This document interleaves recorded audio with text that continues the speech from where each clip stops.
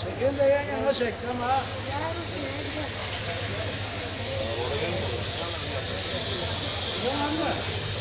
Sosyal mesafe işte. Sana sosyal mesafe. Ha, devletin yaptığı. Göz önünde işte her şey. Daha ne diyeyim? Hiçbir şey yürümüyor.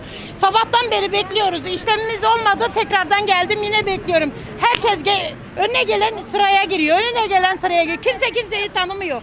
Ne sosyal mesafe kaldı, ne bir şey kaldı. Bu gidişte ne virüs biter ne bir şey olur.